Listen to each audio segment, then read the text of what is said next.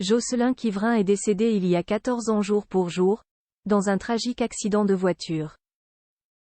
Il était à ce moment-là en couple avec Alice Taglioni, et père avec elle d'un garçon prénommé Charlie.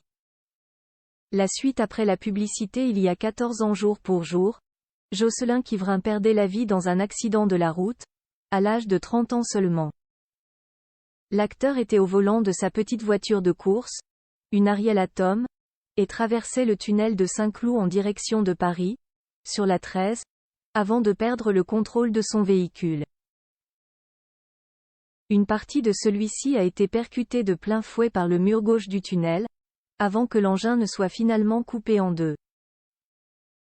La partie dans laquelle se trouvait Jocelyn Quivrin s'est retrouvée à plusieurs centaines de mètres de l'autre moitié de la voiture, et s'est ensuite embrasée.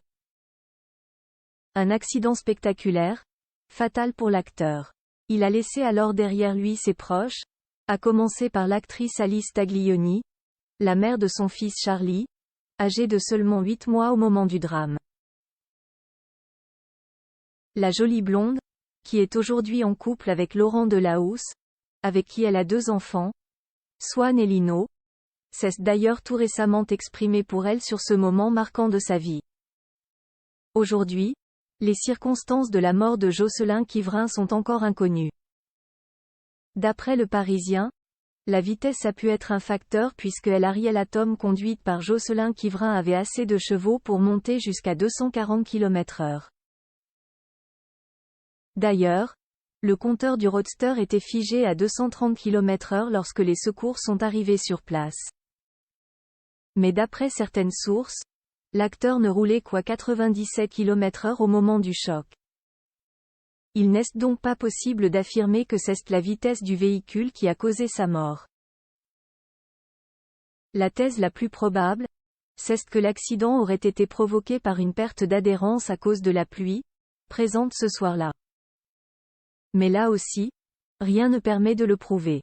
Quant à l'hypothèse selon laquelle il aurait été sous l'influence d'une quelconque substance, elle n'est pas vérifiable. L'état du corps ne permet pas, a priori, d'effectuer des prélèvements complémentaires pour vérifier une présence d'alcool ou de stupéfiants, avait expliqué un policier travaillant sur le dossier au Huffington Post. Il révélait en revanche une autre information de taille dans cette interview, à savoir que Jocelyn Quivrin n'a pas souffert. L'autopsie montre que le jeune homme est décédé sur le coup, d'un traumatisme crânien d'une extrême gravité suite à un choc violent et brutal. De quoi certainement consoler ses proches. Pour rappel, Jocelyn Quivrin avait entamé sa carrière d'acteur au début des années 1990, avant de rapidement côtoyer des personnalités importantes du cinéma français, comme Nathalie Baye dans L'Enfant des Lumières, ou Jean Reno dans L'Empire des Loups. En 2008, il a obtenu le prix Lumière du meilleur espoir masculin pour son rôle dans 99 francs, aux côtés de Jean Dujardin. Une belle carrière, puis ce destin tragique. La suite après la publicité.